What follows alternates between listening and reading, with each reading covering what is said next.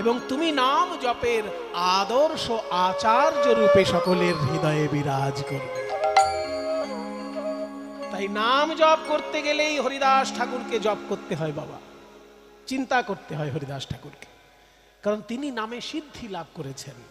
সিদ্ধি লাভ করেছেন তার প্রমাণ কি না, মৃত্যুকালে সরাসরি তিনি মহাপ্রভুর চরণটা বুকে নিয়ে দেহ ত্যাগ করেছেন। সারা জীবন হরে কৃষ্ণ নাম জপ করেছেন বলে শ্রীকৃষ্ণ চৈতন্য নাম জপ করতে করতে তিনি দেহ ত্যাগ করেছিলেন। মৃত্যুকালে মুখে নাম আসে, সারা জীবন তার জন্য অভ্যাস করতে হয়, সেইটা হরিদাস ঠাকুর নিজে আচরণ করে দেখিয়ে দিয়েছেন। তাই তিনি নামের আচার্য। জন্ম নিলেন কোথায়? বুড়ন গ্রামে। বর্তমানে কিন্তু সেটা যশোর জেলায় নয়। যশোর জেলা এত বড় জেলা ছিল, সেটা কাটতে কাটতে টুকরো করতে করতে একদম ছোট করে দিয়েছে এখন। যশোর জেলায় শুরু কোথায় আর শেষ কোথায় শুনবেন? যশোর জেলা শুরু হচ্ছে বনগাঁয়। যে বনগাঁটা এখন পশ্চিমবঙ্গের অংশ, সেটা আসলে পশ্চিমবঙ্গের নয়, ওটা যশোর জেলার অংশ। ব্রিটিশরা যখন আমাদের দেশ নিয়ে কাটাছেড়া করেছিল, নির্দয় ব্রিটিশ জাত আমাদের বুকের উপর ছুরি চালিয়েছিল দেশ ভাগ করে। সেই সময় পূর্ববঙ্গের যশোর জেলার অংশ বনগাঁ, তাকে কেটে পশ্চিমবঙ্গের উত্তর 24 পরগনার সঙ্গে জুড়ে দিয়েছে। আসলে ওটা যশোরের অংশ। তাই যশোরের শুরু হচ্ছে বনগাঁয় আর যশোরের শেষ হচ্ছে সুন্দরবনে। তাহলে কোথায় বনগাঁ আর কোথায় সুন্দরবন? এই 250-300 কিলোমিটার ধরে যে ভূমি, এত বড় যশোর জেলা। তারপরে সেটা আবার দুটুকরো করে, একটার নাম হলো যশোর, একটার নাম হলো খুলনা।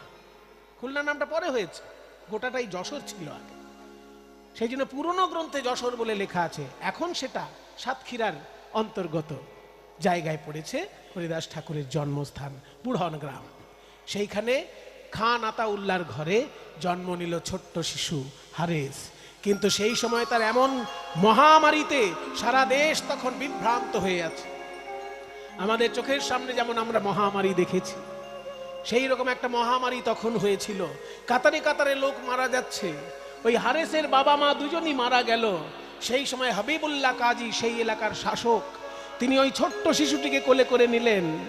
মামা বলিয়া শিশু কাঁদিতে লাগিল, মামা বলিয়া শিশু কাঁদিতে লাগিল। হাবিবুল্লাহ কাজী এসে কোলে তুলে নিল। হাবিবুল্লাহ কাজী এসে কোলে তুলে নিল। হাবিবুল্লাহ কাজী তিনি ওই ছোট্ট অনাথ শিশুটিকে বুকে তুলে নিলেন। উপরের দিকে তাকিয়ে বললেন, আলহামদুলিল্লাহি রাব্বিল আলামিন। ইয়া আল্লাহ, এ তোমার কেমন মেহেরবানি! সমস্ত ইনসানের ইন্তেকাল হয়ে গেছে, আর একজনের জিন্দেগি তুমি বকশিশ দিয়েছো। এ নিশ্চয়ই তোমার খিদমত করবে, এ নিশ্চয়ই তোমার ইবাদত করবে। তাই এই ছোট্ট ছেলেটার জিন্দেগি তুমি বকশিশ দিয়েছো খোদা। আলহামদুলিল্লাহ। আলহামদুলিল্লাহ মানে কি? এই মানেগুলো কিন্তু সবাই জানে না। আমার একটুখানি মানে ইচ্ছা হয়েছিল যে আমাদের নেক্সট প্রতিবেশী যেহেতু মুসলমান, ভারতবর্ষে সব থেকে বেশি সংখ্যায় হিন্দুর বাস, তারপরেই বেশি সংখ্যাটা কাদের? মুসলমানদের। সেই জন্য আমি ভেবেছিলাম যে এনারা যেহেতু একটা ভাষা নিয়ে চর্চা করেন, ওনাদের ভাষাটা কেমন সেটা জানার জন্য আমি মাদ্রাসায় 1 বছর পড়েছিলাম।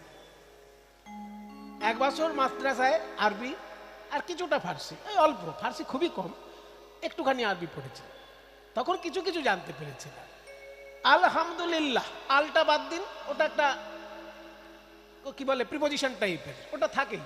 যেমন আল কুরআন, মূল কথাটা তো কুরআন, কিন্তু তার সঙ্গে আল শব্দটা যুক্ত করলে, আমরা যেমন শ্রীমদ্ ভগবত গীতা, গীতা লিখলেই হয়, কিন্তু শ্রীমদ্ ভগবত একটু আগে যুক্ত থাকে। শ্রী শব্দটা যেমন একটা প্রশংসার সূচক যুক্ত থাকে, সেরকম আলহামদুলিল্লাহ। হামদু শব্দের অর্থটা হচ্ছে প্রশংসা। হামাদ মানে আরবি শব্দগুলো ট্রিপল কনসোনেন্টের বা ট্রিপল লেটারের হয়, তিনটে অক্ষর যুক্ত হয়ে মূল ধাতুটা তৈরি করে আরবি ভাষায়। তাহলে হ ম দ, এই তিনটে অক্ষর হ ম দ, এই তিনটে অক্ষর যখন পুঞ্জীভূত থাকে হামদ, সেইটার অর্থ হচ্ছে প্রশংসা। তাহলে হামদ মানে প্রশংসা, আলহামদু মানে সমস্ত প্রশংসায় আল্লাহর জন্য, আলহামদুলিল্লাহ মানে আল্লাহরই সমস্ত প্রশংসা। যে যেখানেই ভালো কাজ হচ্ছে সব কাজই তার প্রশংসা। তিনি কেমন? আলহামদুলিল্লাহি রাব্বিল আলামিন। রব্ব, রব্ব মানে প্রভু, ইল আলামিন সমস্ত জগতের তিনি প্রভু। এইটা হচ্ছে এই বাক্যটার মানে। তাই মুসলমানরা দেখবেন কোনো ভালো কাজ হলেই তারা কিন্তু এই কথাটা বলেন, আলহামদুলিল্লাহ মানে প্রশংসা আল্লাহর জন্য যাক। সেই ছোট্ট ছেলেটিকে বুকে জড়িয়ে ধরে হাবিবুল্লাহ কাজী বলছেন, আলহামদুলিল্লাহি রাব্বিল আলামিন। হে প্রভু, এত লোক মারা গেছে কিন্তু একটা বাচ্চা ছেলে বেঁচে আছে, এ নিশ্চয়ই তোমার খিদমত করবে। খিদমত মানে সেবা, ইবাদত মানে পূজা, এ নিশ্চয়ই তোমার পূজা সেবা করবে, তাই একে তুমি বাঁচিয়ে রেখেছো। ছোট্ট ছেলেটাকে বুকে তুলে নিয়ে তার স্ত্রী ফাতেমা বিবির কাছে গিয়েছে। ফাতেমা, দেখো ফাতেমা, তোমার একটাও ছেলে পিলে হয়নি, সেই জন্য আল্লাহর মেহেরবানি মনে করে এই ছোট্ট ছেলেটাকেই তোমার ছেলে করে কোলে তুলে নাও, এ খোদার মেহেরবানি। ফাতেমা বিবির কোলে সমর্পণ কইল, ফাতেমা বিবির কোলে সমর্পণ কইল। সন্তানের জন্য ব্যাকুল হয়েছিলেন ফাতেমা বিবি, সন্তান পাচ্ছিলেন না। আজকে এক বাবা মা হারা সন্তানকে বুকে পেয়ে তার খালি বুকটা ভরে গেল, সমস্ত স্নেহ উজাড় করে দিলেন ওই সন্তানের প্রতি। নাম হলো হারিস। ছোট্ট হারিস যখন আস্তে আস্তে বড় হলো, এই হারিসের কি একটা বৈশিষ্ট্য, যেখানেই হরিনাম সংকীর্তন হয় হারিস গিয়ে সবার আগে বসে, যেখানেই কীর্তন গান হয় হারিস গিয়ে আগে বসে। হিন্দু মুসলমান বাছাবাছি করে না, কীর্তনের সুর শুনলেই হারিস সামনে গিয়ে বসে, মন দিয়ে শোনে কি গান হচ্ছে। তো একজন গান গাইছেন যে, ও ভাই, এই বড় জাত ছোট জাত মাঝারি জাত এই সব ভাগাভাগি ঈশ্বরের কাছে কোনো কাজে লাগে না, ঈশ্বরের কাছে সবাই সমান। ওরে মন কি করে বরণ কুলে, মন কি করে বরণ কুলে, মন কি করে বরণ কুলে, মন কি করে বরণ কুলে। বরণ কুলে মানে বর্ণ মানে চারটে বর্ণ, ব্রাহ্মণ ক্ষত্রিয় বৈশ্য শূদ্র, আর কুল মানে বংশ।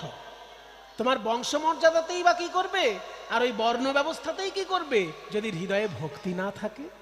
যে কুলে তোমার জন্ম হোক না, যে কুলে তোমার জন্ম হোক না, ভকতি সকলি মূলে, রে মন কি করে বরণ কুলে, রে মন কি করে বরণ কুলে, মন কি করে বরণ কুলে। এবার একটা একটা করে উদাহরণ দিচ্ছি, মিলিয়ে নাও। ভগবানের কাছে জাতপাতটা বড় জিনিস নয়, ভক্তিটাই বড় জিনিস। আমাদের যেমন টাইটেল নিয়ে আমরা অহংকার করি, সুমন ভট্টাচার্য, টাইটেলটা খুব অহংকারের বিষয়। এই যে এই বাঁদিকে যিনি আছেন সারাক্ষণ অহংকার করেন, ওনার নাম কি জানেন? কৃষ্ণ গোপাল মুখার্জি। তো মুখার্জি বলে খুব অহংকার করে।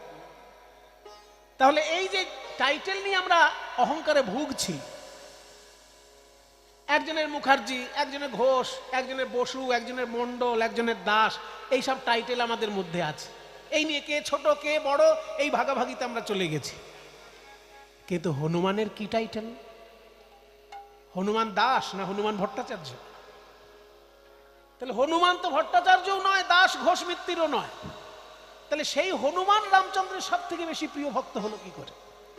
কপিকুলে ধন্য বীর হনুমান, ওই কপিকুলে ধন্য বীর হনুমান, শ্রীরাম ভক্ত রাম, ওই কপিকুলে ধন্য বীর হনুমান, শ্রীরাম ভক্ত রাম। আরে শুনবে, রাক্ষস হয়েও ভগবানের বন্ধু হয়েছে। কে? রাক্ষস হইয়া বিভীষণ বৈশে, রাক্ষস হইয়া বিভীষণ বৈশে, ঈশ্বর সভার মাঝে বৈশে, ঈশ্বর সভার মাঝে সভার মা। তাহলে বানর কুলে জন্ম নিয়ে ভগবানের সেবক হনুমান, রাক্ষস কুলে জন্ম নিয়ে ভগবানের সেবক বিভীষণ, দৈত্য কুলে জন্ম নিয়ে সব থেকে বড় ভক্ত 12 জন বৈষ্ণব আচার্যের মধ্যে তার নাম আছে। কে? হ্যাঁ, দৈত্যের ঔরসে প্রহ্লাদ জনমী, দৈত্যের ঔরসে প্রহ্লাদ জনমী, ভুবনে রাখিল যশ। দৈত্যের ঔরসে প্রহ্লাদ জনমী, ভুবনে রাখিল যশ। স্ফটিক স্তম্ভেতে প্রকট নরহরি,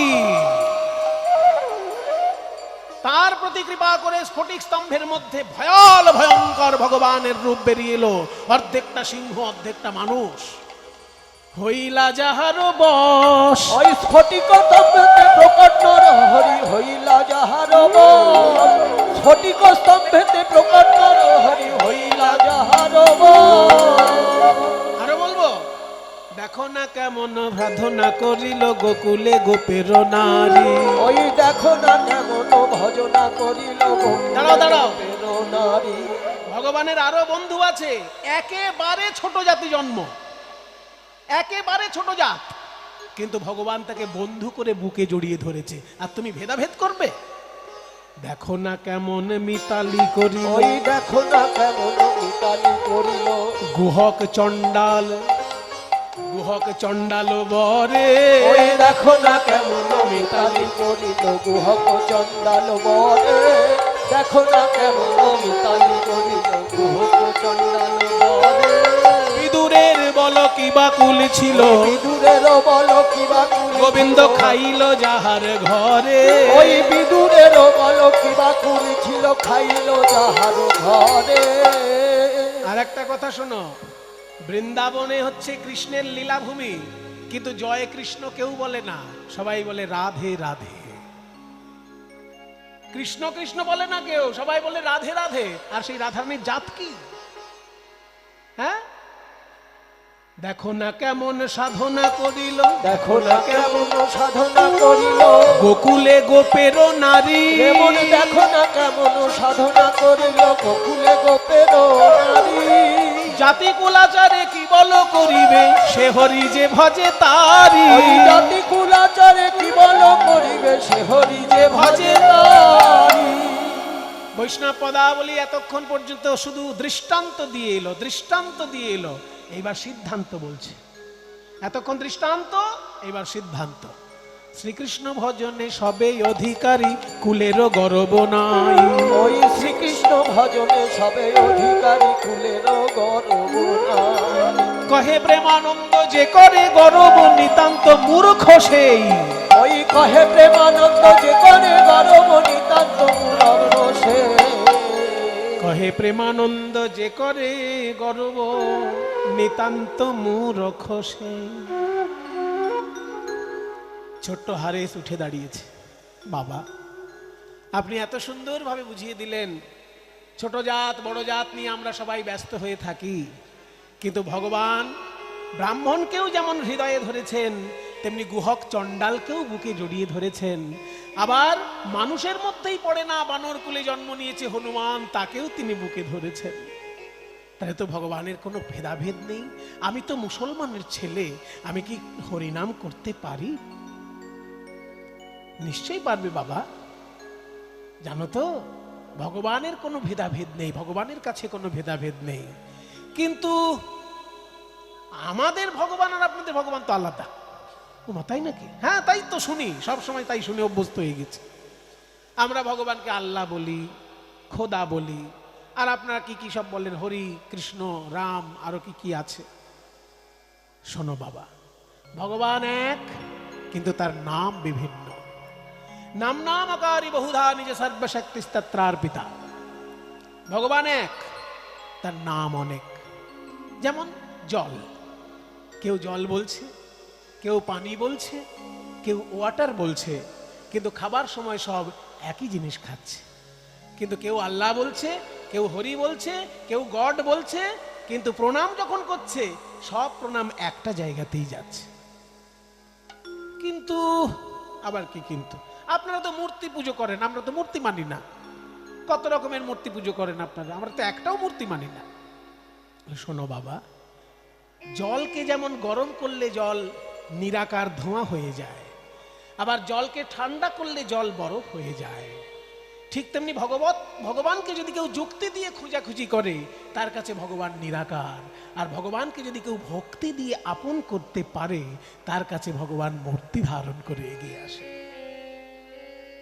নজরুল ইসলাম লিখেছেন না, নজরুল ইসলাম লিখেছেন, সখী সে হরি কেমন বল, নাম শুনে যার এত প্রেম জাগে, চোখে আনে এত জল, সখী সে হরি কেমন বল, নাম শুনে যার এত প্রেম জাগে, চোখে আনে এত জল, সে হরি কেমন বল। সে কি আসে এই পৃথিবীতে, গাহে রাধা নাম বাঁশরীতে, সে কি আসে এই পৃথিবীতে,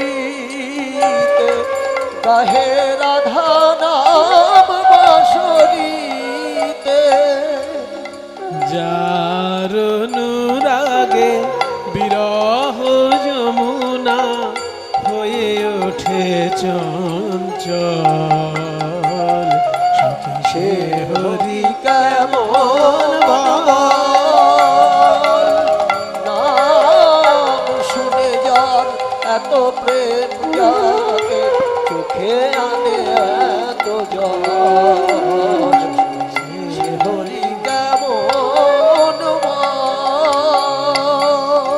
আজকের দিনে নজরুল ইসলামের বড় দরকার। মুসলমান পরিবারে জন্মগ্রহণ করেও তিনি এত সুন্দর সনাতন ধর্মাবলম্বীদের গান লিখেছেন যে তার গান শুনলে চোখে জল আসে। আজ তো লক্ষ লক্ষ মুসলমান আছে পৃথিবীতে, বাঙালি, কিন্তু কজন নজরুল ইসলামের মতো লিখতে পারছে এখন? কই সেই মুসলমান? মুসলমান নজরুল ইসলামের মতন দরকার, যার ভেতরে একটা সাম্যবাদ ছিল, যার ভেতরে একটা আধ্যাত্মিক আন্তরিকতা ছিল। ভিন্ন ধর্মের লোক হতেই পারে, কিন্তু জঙ্গি ভাবনা থাকবে কেন? কট্টরপন্থা থাকবে কেন? থাকবে ভালোবাসা, থাকবে সম্প্রীতি। নজরুল লিখছেন, তারে কি নামে ডাকিলে আসে, কোন রূপ কোন গুণ পাইলে সে রাধা সম ভালোবাসে, তারে কি নামে ডাকিলে আসে, কোন রূপ কোন গুণ পাইলে সে রাধা সম ভালোবাসে।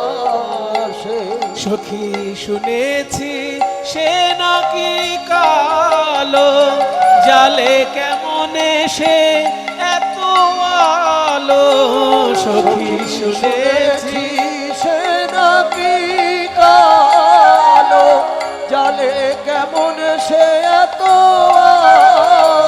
আলো, মায়া ভুলাইতে মায়া বিষে নাকি কনে গো মায়ার ছল, সখী সে হরি কেমন বল, নাম শুনে যার এত প্রেম জাগে, চোখে আনে এত জল, সে হরি কেমন বল।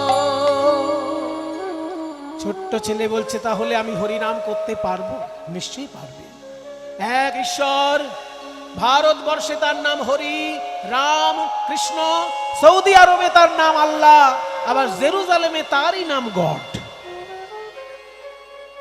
যিনি সৌদি আরবের মাটিতে আল্লাহ বলে প্রকাশিত হয়েছেন, তিনি জেরুজালেমে গড রূপে প্রকাশিত হয়েছিলেন, তিনি ভারতবর্ষের মাটিতে হরি রাম কৃষ্ণ রূপে। এই সাম্য, এই যদি আমাদের নিরপেক্ষ মন না থাকে তাহলে শুধু দ্বন্দ্বই তৈরি হবে, তাহলে শুধু হিংসাই তৈরি হবে। এক ঈশ্বর, ভারতে তার নাম হরি রাম কৃষ্ণ, সৌদি আরবে তার নাম আল্লাহ, জেরুজালেমে তার নাম গড। এক ঈশ্বর, বিভিন্ন দেশে তার নাম বিভিন্ন রূপে প্রকাশিত হয়েছে। তাই বাংলার কবি গায়ক বলেছেন, কবি গায়কদের মধ্যে একজন শ্রেষ্ঠ ছিলেন বিজয় সরকার মহাশয়। তিনি কি সুন্দর বলেছেন, জানিতে চাই দয়াল তোমার আসল নামটা কি।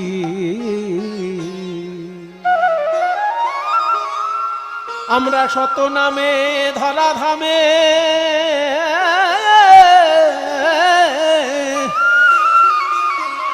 আমরা শত নামে ধরা ধামে, কত ভাবে তোমায় ডাকি।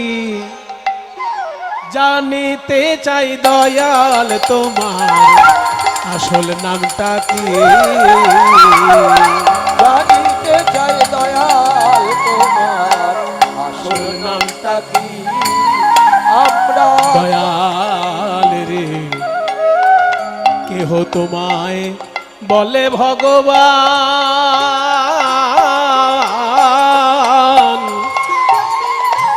আবার গড বলে কেউ করছে আহ্বান। কেউ বা খোদা, কেউ জিহুদা, কেউ কয় ফতিয়ান। গাইলাম জীবন ভরে মুখস্থ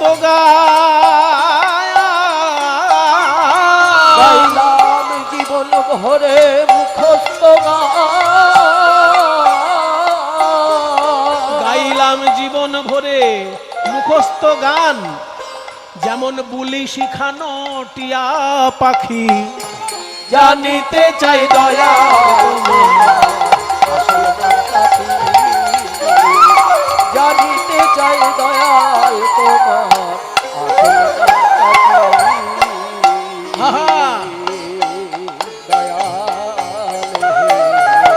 তোমার নাম জানতে চাইলাম, এবার তোমার পরিচয় জানতে চাই।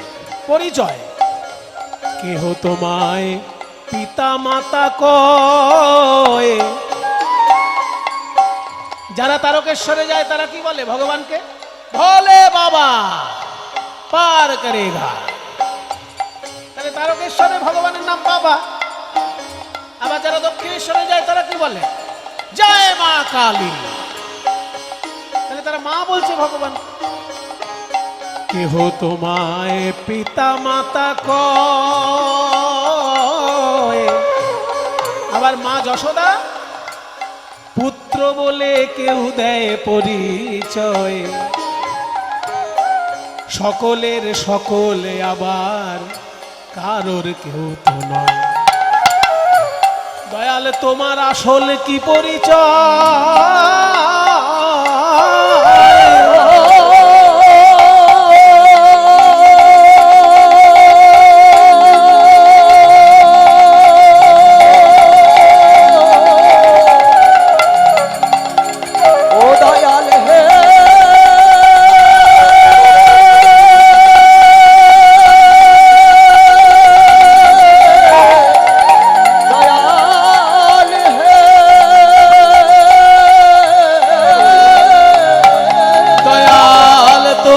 আসল কি পরিচয় আমরা তার জানি বাকি।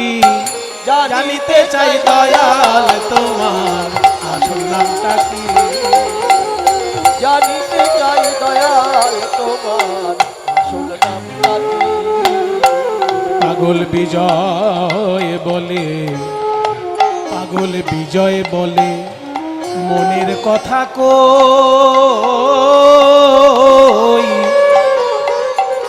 আমি খাঁটি ভাবের পাগল নই।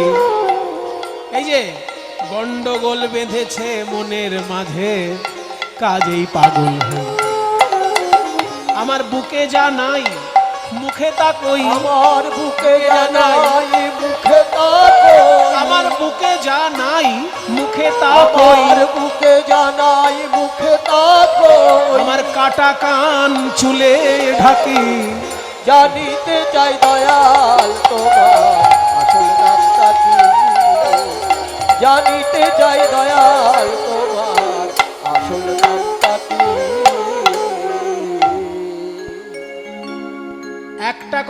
রাখ হারেস, হরি নামে হরি নামে হরি নামে হরি নামে হরি নামে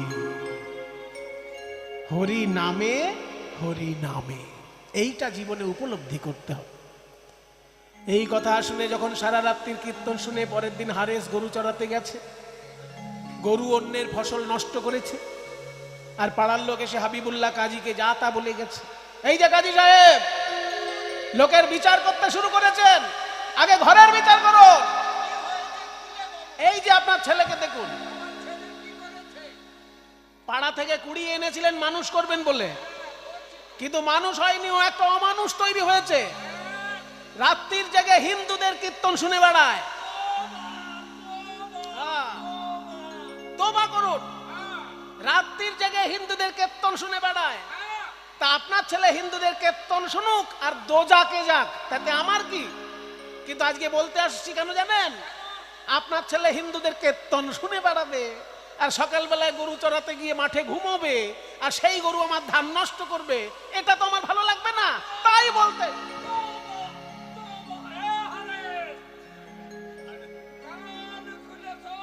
কান খুলে শোন। তোর বাবা কি বলছে শোন, হিন্দুদের হরি নাম শুনবি না। আর যদি শুনিস তা কি করবে তাই শোন।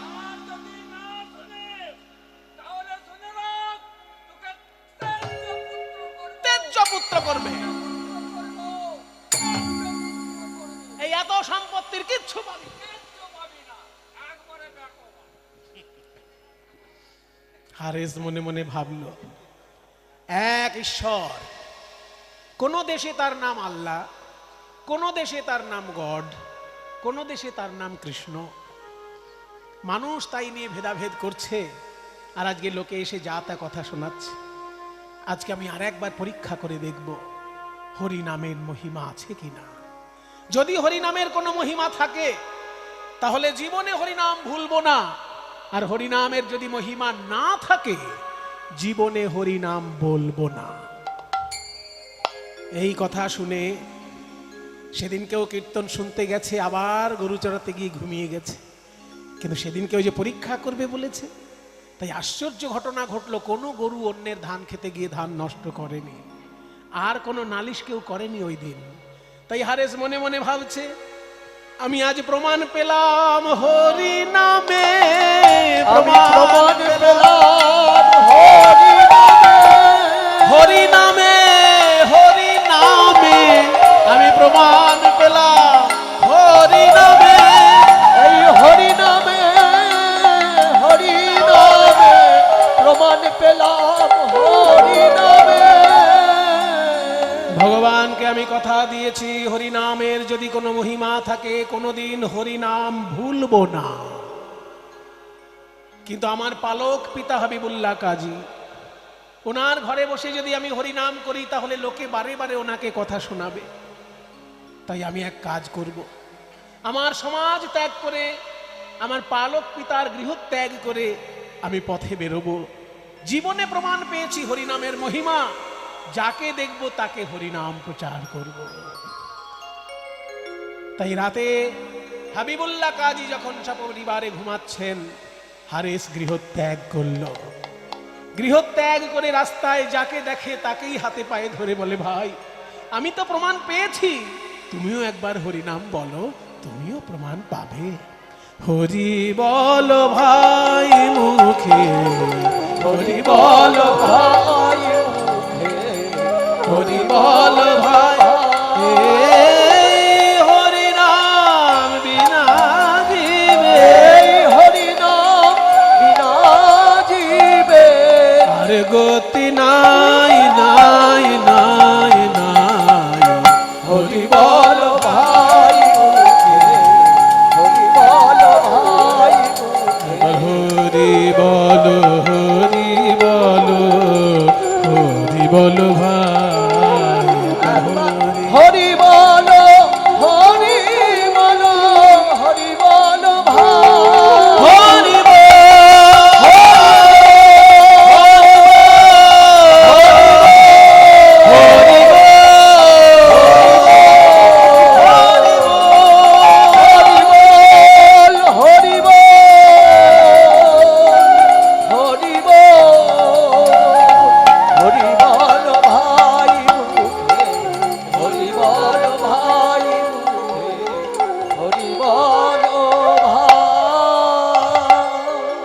বাবা তুমি? লোকের হাতে পায়ে ধরে হরিনাম প্রচার করছো, কে তুমি? আমার নাম হারিস। হ্যাঁ, কি নাম? আমার নাম হারিস। হারিস? আমি আপনাদের হিন্দু নই, কিন্তু তবু আমার হরিনাম বড় ভালো লাগে, তাই আমি হরিনাম নিজে গাই আর লোককে প্রচার করি। আমি প্রমাণ পেয়েছি হরি নামে, হরি নামে। বাবা, এত বড় কথা তুমি বলছো বাবা? তুমি কি কলিযুগের তারক ব্রহ্ম নাম পেয়েছো? তারক ব্রহ্ম নাম কি? শোনো, ব্রহ্ম মানে ঈশ্বর, আর তারক মানে উদ্ধারকারী। ঈশ্বর যখন সরাসরি নেমে আসেন তাকে বলে অবতার, আর ঈশ্বর যখন নাম রূপে মানুষের কল্যাণ করেন তাকে বলে উদ্ধারকারী ঈশ্বরের রূপ। তাই তারক ব্রহ্ম নাম। এই কলিযুগের তারক ব্রহ্ম নাম গুরুর কাছ থেকে পেতে হয়। আমি মাধবেন্দ্রপুরীর কাছে পেয়েছি, তুমি কি নেবে সেই নাম? নিশ্চয়ই নেব প্রভু। আপনার নাম কি? আমার নাম অদ্বৈত আচার্য। তাহলে আপনি আমাকে দয়া করে এই তারক ব্রহ্ম নাম দিন। শোনো হারেস, এই তারক ব্রহ্ম নাম আমি তোমাকে দিচ্ছি, তবে তার আগে তোমার নামটা আমি একটু সাজিয়ে দিই। তোমার নাম হারেস, হও থাকবে, রও থাকবে, দন্তেশ্বর থাকবে। আজকে থেকে তোমার নতুন নাম হরিদাস। হরিদাস, হরিদাস, হরিদাস,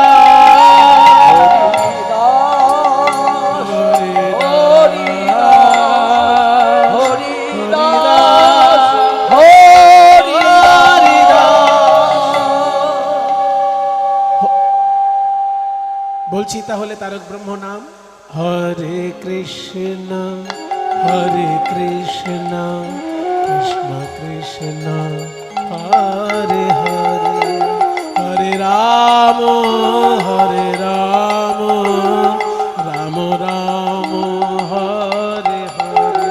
হরে কৃষ্ণ, হরে কৃষ্ণ, কৃষ্ণ কৃষ্ণ, হরে হরে, হরে রাম, গুরুদেব, গুরুদেব, এত সুন্দর মালার মতো সাজানো হরিনাম, এটাই কলিযুগের তারক ব্রহ্ম নাম? হ্যাঁ বাবা, এই নামের মধ্যে 8 বার হরে আছে, 4 বার কৃষ্ণ আছে, 4 বার রাম আছে। হরে মানে হে হরি অর্থাৎ নারায়ণ, রাম মানে হে রাম, কৃষ্ণ মানে হে কৃষ্ণ। সত্যযুগের নারায়ণ, ত্রেতা যুগের রাম, দ্বাপর যুগের কৃষ্ণ, 3 যুগের 3 ভগবানের নাম এক মন্ত্রের মধ্যে ডাকা হচ্ছে, তাই এটা মহামন্ত্র। শুধু তাই নয়, হরে মানে যেমন হে হরি, তেমনি হরে মানে আবার হে রাধে। হরে কৃষ্ণ মানে গভীর অর্থ হলো হে রাধে, হে কৃষ্ণ। এই একই নামের মধ্যে যুগল উপাসনার তত্ত্বও নিহিত আছে, তাই এটা মহামন্ত্র। গুরুদেব, এত সুন্দর একটি হরিনাম আপনি আমাকে উপহার দিলেন, আমি আপনাকে দক্ষিণা কি দেব? আমি তো পয়সা ছুঁই না, আমি ভিক্ষা করি না কারোর কাছে। দেখো বাবা, পয়সায় সবসময় দক্ষিণা হয় না, অন্য কিছু দাও দক্ষিণা। দিলাম গুরুদেব, যে হরিনাম আপনি আমায় দান করলেন, আমি আপনাকে কথা দিলাম যতদিন বাঁচব প্রতি মাসে 1 কোটি করে হরিনাম জপ করব, এই সংকল্পই আমার দক্ষিণা। দেবানিশিলায় সে 3 লক্ষ নাম, হরে কৃষ্ণ, হরে কৃষ্ণ, কৃষ্ণ কৃষ্ণ, হরে হরে, হরে রাম, হরে রাম, রাম রাম, হরে হরে। প্রতি মাসে 1 কোটি নাম জপ করবে হরিদাস। গুরুচরণে সংকল্প করলো, এইটাই তার সারা জীবনের দক্ষিণা। তাহলে মাসে যদি 1 কোটি নাম জপ হয়, প্রতিদিন কত? অঙ্কও করতে হবে বাবা কীর্তন শুনতে গেলে। 1 কোটিকে মোটামুটি 30 দিয়ে ভাগ করুন, ধরে নিচ্ছি 30 দিনে মাস, তাহলে 3,33,333 দশমিক 3, আবার 3-এর মাথায় একটা বিন্দু, মানে পৌনপুনিক, ওই 3টা যত খুশি লেখা যাবে। এই যে 3,33,000-এরও বেশি নাম একসঙ্গে বলা হয় 3 লক্ষ নাম। তো 3 লক্ষ নাম হরিদাস ঠাকুর প্রতিদিন জপ করতেন। সবটাই কিন্তু ফিসফিস করে নয়। জপ হচ্ছে 3 রকম। যে জপ ফিসফিস করে আওয়াজ হয়